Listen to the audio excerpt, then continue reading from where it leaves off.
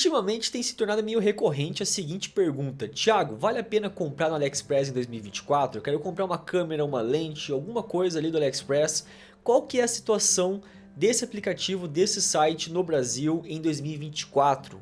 E nesse vídeo eu vou te responder de uma forma bem prática e bem fácil, com algumas comparações e de uma forma também bem resumida.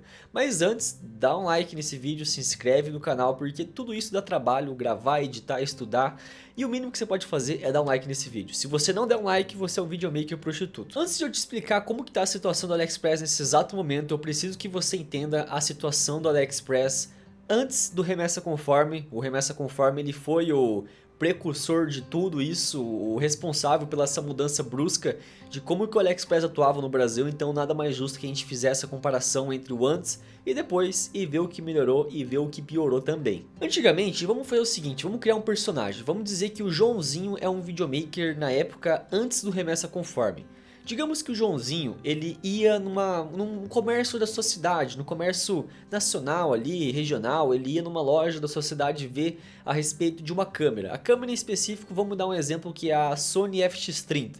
Ele foi até essa loja local, viu ali a respeito dos preços, como que estava atuando, e a FX30 naquela loja no Brasil tá R$ 14.900.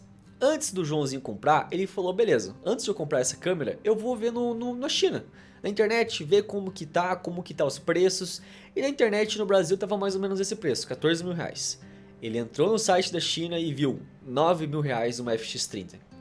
Ele falou: bah, vou comprar. Ele comprou a FX30 e se deparou com a seguinte situação: antes do Remessa Conforme, em média as encomendas chegavam de 15 a 20 dias, era uma média mais ou menos naquela época.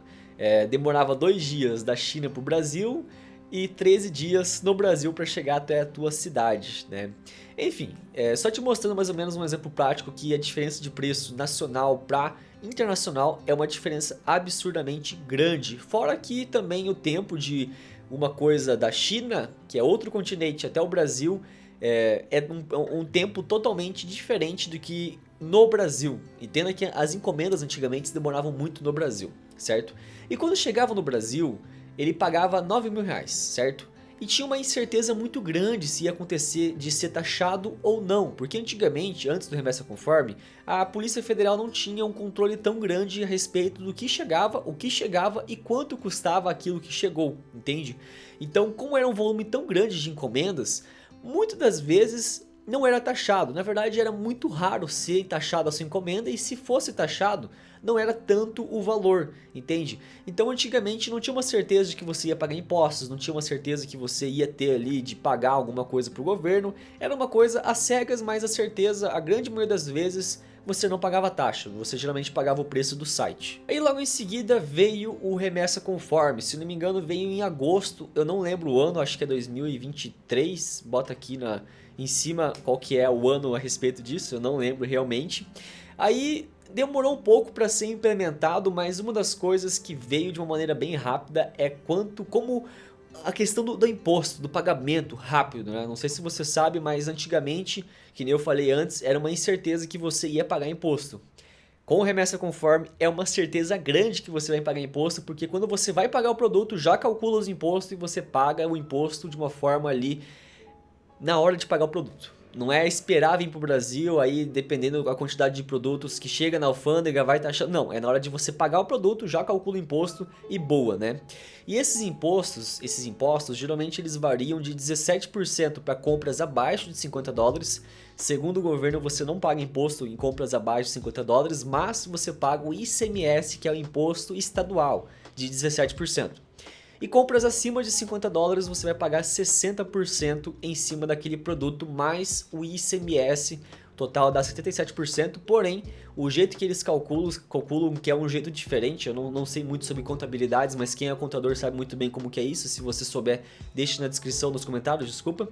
E esse montante de mais ICMS, imposto de importação, dá quase 92%, podem chegar a 92%, né? Então se você compra uma compra de R$ 1.000, vai ser o total, com o valor do produto, mais imposto, R$ 1.992, sendo um produto para o governo e um produto para você. Olha só que coisa interessante. Beleza, você entendeu que o remessa conforme ele coloca muito imposto na questão dos produtos. Mas qual que é a proposta do remessa conforme? Para que ele veio? Por que ele está aqui? Qual que é a necessidade do remessa conforme estar aqui? Segundo o governo, o remessa conforme ele veio para arrecadar, isso é óbvio, tá? Ponto, acabou. E segundo, para agilizar as entregas. Lembra que eu te falei que os produtos chegavam para o Brasil e como tinha muito produto, demorava para despachar, né? E geralmente era em torno de 15 a 20 dias mais ou menos que chega as encomendas. Pois bem, o problema é que depois do remessa conforme, além de você pagar mais, você paga e ainda demora muito mais na alfândega, né? A proposta era, pagou, chegou no Brasil e já despacha, não precisa ficar inspecionando um a um e vendo se está tudo certo. Não, chegou, já despacha, mas não está acontecendo isso. O problema é que as encomendas estão ficando presas na alfândega e muitas vezes não tem resposta disso e está demorando mais do que antes do remessa conforme. Olha que coisa louca, não é mesmo? Mas Thiago, o remessa conforme em 2023 arrecadou 6,4 bilhões de reais, batendo recordes de uma vez por todas, calando a boca de quem é contra esse remessa conforme. Irmão, vamos lá, vamos pensar bem o seguinte, antes dessa contagem, antes do remessa conforme, que nem eu mencionei todo ao decorrer do vídeo, não tinha uma contabilidade do que chegava e quanto que eram as coisas que chegavam. A gente só sabia de volume, mas a gente não sabia quanto que tinha de valor ali, porque os vendedores eram malandros, né? Eles meio que mascaravam ali o valor e declaravam o valor do produto bem abaixo do esperado. Agora com remessa conforme não tem mais como fazer isso, porque você já paga o valor do produto na hora de pagar o produto, o valor do produto mais o imposto. Então é claro que isso vai fazer com que a questão do valor arrecadado aumente, tá tudo indo diretamente para o governo, entende? Só que tem um problema muito sério, que ao mesmo tempo é o seguinte, segundo o próprio AliExpress, a própria entidade AliExpress, 66% dos compradores desistem de comprar quando vê o imposto. Então peraí, como que bate recorde de arrecadação, de vendas e tudo mais, sendo que 66% das pessoas que compram pararam de comprar? E simplesmente o pior de tudo é essas pessoas não compram do nacional, não compram do internacional. Porque o remessa conforme, eu acho que eu não falei isso pra vocês, ele vem com a narrativa de ajudar o mercado interno do Brasil. E como que você vai ajudar o mercado interno se você não dá escolha pro consumidor, cara? E outra coisa, tá acontecendo uma coisa bem séria agora, que é em relação a devoluções. Quando você compra um produto na internet, você chega, isso é por lei, tá? Você chega, avalia, tem um prazo para você avaliar e você pode fazer a devolução do produto e receber outro produto se estiver estragado ou um valor total. Só que, o que está acontecendo? Muita gente está pagando o valor total, quando pede, chega no Brasil, esse produto está sendo taxado a mais, você vai ter que pagar o imposto 2 vezes desse produto, eu não sei por que isso acontece. E quando você pede para fazer a devolução, você recebe apenas uma parte do valor. Porque o que acontece? Quando você paga o produto no AliExpress, certo? Você paga ali bonitinho e o imposto contabiliza, o AliExpress paga esse imposto para o governo. Então o AliExpress fica com o valor do produto e o valor do imposto vai para o governo. E quando você pede a devolução, o AliExpress ele devolve a parte dele, mas o governo não está devolvendo a parte dele. Então você paga o imposto de graça para o governo. Isso é uma das coisas que está acontecendo bastante no mercado, muita gente está pedindo o produto, devolução do produto e simplesmente não está ganhando o valor total, está ganhando apenas a parte que seria o valor do produto em si, enquanto que o imposto fica com o governo, entende? Então é basicamente um presentinho para o governo. Vamos deixar bem claro nesse vídeo aqui que eu não estou atacando nem o lado L nem o lado B, eu sou o lado P, da população, eu não tenho político de estimação, eu gosto de falar isso, na verdade eu acho que eu nunca falei de política, nem vou tocar nesse assunto também, mas deixando bem claro que eu não compactuo com nenhum dos lados, tá bom? Vamos pensar o seguinte, o Brasil, vamos ter uma pequena aula de economia, o Brasil é um país onde uma pequena parte da população é rica, é bem de vida, pode comprar as coisas e pagar imposto sem doer o bolso, beleza? Saiba disso, a maior parte da população ou é pobre ou é classe média, mas principalmente pobre, perfeito? Beleza. O remessa conforme ele veio para arrecadar, agilizar e também ter uma contagem, mas principalmente tornar competitivo o mercado interno em comparação com o mercado internacional. Mas como que você torna o mercado interno competitivo taxando o mercado internacional? Como que isso pode fazer com que o mercado interno ele se torne competitivo, sendo que a população não tem dinheiro para comprar o mercado interno e muito menos agora comprar o mercado internacional. Se o plano do governo for acabar com a competitividade, com a vontade do consumidor comprar compras internacionais, eu acho que ele está conseguindo, porque como vocês viram, o próprio AliExpress falou, 66% deixaram de comprar coisas no AliExpress, cara.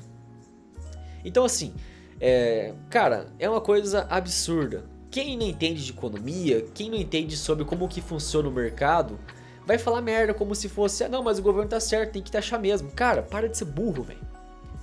O mercado, ele tem que ser livre, ele tem que ter ali a livre vontade, porque se você tem concorrência, sabe, eu vou dar uma resposta, uma coisa bem fácil, abaixa o imposto. Eu não mencionei, mas no exemplo do Joãozinho, ele viu aquele preço absurdamente grande na câmera aqui no Brasil, por quê? Porque o empresário ele paga funcionário, ele paga imposto de manejo, imposto de alimentação, imposto de luz, imposto de água, tudo que você compra. Hoje o Brasil é um dos maiores países com carga tributária do mundo, é um país que mais paga imposto no mundo praticamente, cara. É absurdo tanto que nós brasileiros pagamos imposto.